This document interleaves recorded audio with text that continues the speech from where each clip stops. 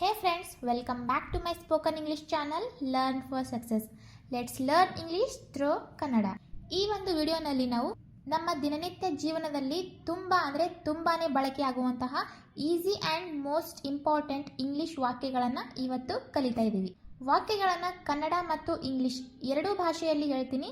So ವಿಡಿಯೋನ ಎಲ್ಲೂ skip ಮಾಡದೆ ಕೊನೆವರೆಗೂ ನೋಡಿ, ಬಿಕಾಸ್ ಇದು ಇಂಗ್ಲಿಷ್ ಕಲಿಬೇಕು ಅಂದ್ಕೊಂಡಿರೋರಿಗೆ ತುಂಬಾನೇ ಇಂಪಾರ್ಟೆಂಟ್ ಕ್ಲಾಸ್ ಅಂತ ಹೇಳ್ತಾ ಬನ್ನಿ ನಮ್ಮ ಇವತ್ತಿನ ಕ್ಲಾಸ್ನ ಸ್ಟಾರ್ಟ್ ಮಾಡೋಣ. ಸೊ ನಮ್ಮ ಫಸ್ಟ್ ಸೆಂಟೆನ್ಸ್ ಇದೆ, ಮನ್ನಿಸಬೇಡಿ. Don't make excuses. Don't make excuses. ನನಗೆ ನಿದ್ದೆ ಬರುತ್ತಿದೆ. I am feeling sleepy. I am feeling sleepy. ಇದು ನಾವು ಪ್ರೆಸೆಂಟ್ ಟೆನ್ಸ್ನಲ್ಲಿ ಅಂದರೆ ವರ್ತಮಾನ ಕಾಲದಲ್ಲಿ ಹೇಳುವ ವಾಕ್ಯ.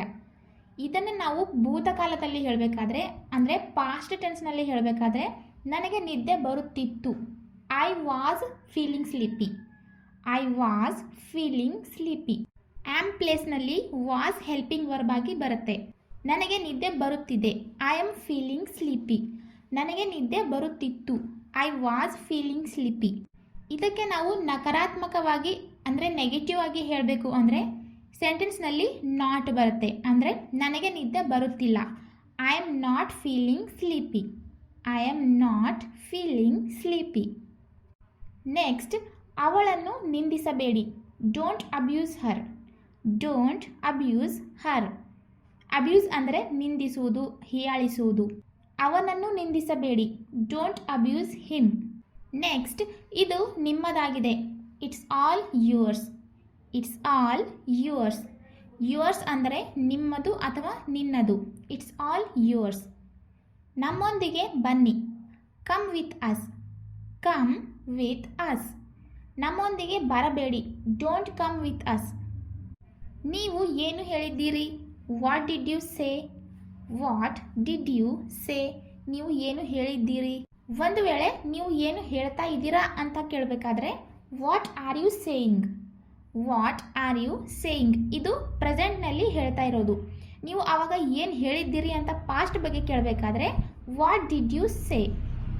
ನೆಕ್ಸ್ಟ್, ನಿಮ್ಮ ಮೆದುಳನ್ನು ಬಳಸಿ. Use your brain. Use your brain. Brain ಅಂದರೆ ಮೆದುಳು. ಈ ವಾಕ್ಯವನ್ನು ನಾವು ಯಾವಾಗ ಬಳಸ್ತೀವಿ ಅಂದರೆ ಈಗ ಯಾರಾದರೂ ಸುಮ್ಮನೆ ಏನೇನೋ ಹೇಳ್ತಾ ಇರ್ತಾರೆ, ಏನೇನೋ ಮಾಡ್ತಾ ಇರ್ತಾರೆ, ಅವರಿಗೆ ನಾವು ನಿಮ್ಮ ತಲೆನ ಉಪಯೋಗಿಸಿ, ನಿಮ್ಮ ಬ್ರೈನ್ ಯೂಸ್ ಮಾಡಿ, ಕರೆಕ್ಟಾಗಿ ಕೆಲಸ ಮಾಡಿ, ಕರೆಕ್ಟಾಗಿ ಮಾತಾಡಿ ಅಂತ ಹೇಳ್ತೀವಿ. ಸೊ ಅದನ್ನು ನಾವು ಇಂಗ್ಲೀಷ್ನಲ್ಲಿ ಯೂಸ್ ಯುವರ್ ಬ್ರೈನ್ ಅಂತ ಹೇಳ್ತೀವಿ. ನೆಕ್ಸ್ಟ್, ಚಹಾವನ್ನು ಬಿಸಿ ಮಾಡಿ. Heat up the tea. Heat up the tea. Heat up ಅಂದರೆ ಬಿಸಿ ಮಾಡು. ಚಹಾವನ್ನು ಬಿಸಿ ಮಾಡಿ. Heat up the tea. ನಾನು ತೊಂದರೆಯಲ್ಲಿದ್ದೇನೆ. I am in trouble. I am in trouble. Trouble ಅಂದರೆ ತೊಂದರೆ. ಇವಾಗ ನಾನು ಪ್ರೆಸೆಂಟ್ನಲ್ಲಿ ತೊಂದರೆಯಲ್ಲಿ ಇದ್ದೇನೆ ಅಂತ ಹೇಳುವಾಗ ಐ ಆಮ್ ಇನ್ ಟ್ರಬಲ್ ಅಂತ ಹೇಳ್ತೀವಿ. ಮೊದಲು ನಾನು ಅಥವಾ ಇವತ್ತಿಗೆ ಬಿಟ್ಟು ನಿನ್ನೆ, ಮೊನ್ನೆ, ಅದಕ್ಕೂ ಮುಂಚೆ ನಾನು ತೊಂದರೆಯಲ್ಲಿ ಇದ್ದೆ ಅಂತ ಹೇಳಬೇಕಾದ್ರೆ I was in trouble.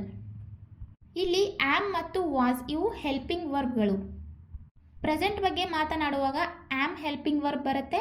Past ಬಗ್ಗೆ ಮಾತನಾಡುವಾಗ ವಾಸ್ ಹೆಲ್ಪಿಂಗ್ ವರ್ಬ್ ಆಗಿ ಬರುತ್ತೆ. ನೆಕ್ಸ್ಟ್, ನಾನು ಗಾಯಗೊಂಡಿದ್ದೇನೆ. I have got hurt. I have got hurt. ಇಲ್ಲಿ ಕಸ ಹಾಕಬೇಡಿ. Don't litter here. Don't litter here. ನಿಮ್ಮ ಭಾಷೆಯನ್ನು ಗಮನದಲ್ಲಿಟ್ಟುಕೊಳ್ಳಿ. Mind your language. Mind your language. ಇದರ ಅರ್ಥ ಯೋಚನೆ ಮಾಡಿ ಮಾತನಾಡಿ. ನೀವು ಏನು ಮಾತಾಡ್ತಾ ಇದ್ದೀರಾ ಅಂತ ನಿಮ್ಮ ಮಾತಿನ ಮೇಲೆ ಗಮನ ಇರಲಿ, ಅಥವಾ ನಿಮ್ಮ ನಾಲಿಗೆಯನ್ನು ಹಿಡಿತದಲ್ಲಿ ಇಟ್ಟುಕೊಳ್ಳಿ. Mind your language. ಅದನ್ನು ಕಡಿಮೆ ಮಾಡಿ. Reduce it. Reduce it. Reduce ಅಂದರೆ ಕಡಿಮೆ ಮಾಡುವುದು. Reduce it. ಇದು ಒಳ್ಳೆಯದಾ? Is it good? Is it good? ಹೌದು, ಇದು ಒಳ್ಳೆಯದು ಅಂತ ಹೇಳಬೇಕಾದ್ರೆ ಎಸ್ ಇಟ್ ಈಸ್ ಗುಡ್. ಇಲ್ಲ, ಇದು ಒಳ್ಳೆಯದಲ್ಲ. No it is not good. ಅಥವಾ ಜಸ್ಟ್ ಇದು ಒಳ್ಳೆಯದು ಅಂತ ಹೇಳಬೇಕಾದ್ರೆ ಇಟ್ ಈಸ್ ಗುಡ್. ಅದನ್ನು ಮಾಡಬೇಡಿ. Don't do that. Don't do that. Do ಅಂದರೆ ಮಾಡು. ಇದು ಒಂದು ಕ್ರಿಯಾಪದ, ವರ್ಬ್. ಇದರ ಸೆಕೆಂಡ್ ಫಾರ್ಮ್ ಆಗುತ್ತೆ did and third form done. Do, did, done. ಅದನ್ನು ಮಾಡಬೇಡಿ, ಡೋಂಟ್ ಡೂ ದ್ಯಾಟ್. ಅದನ್ನು ಮಾಡಿ, ಡೂ ದ್ಯಾಟ್.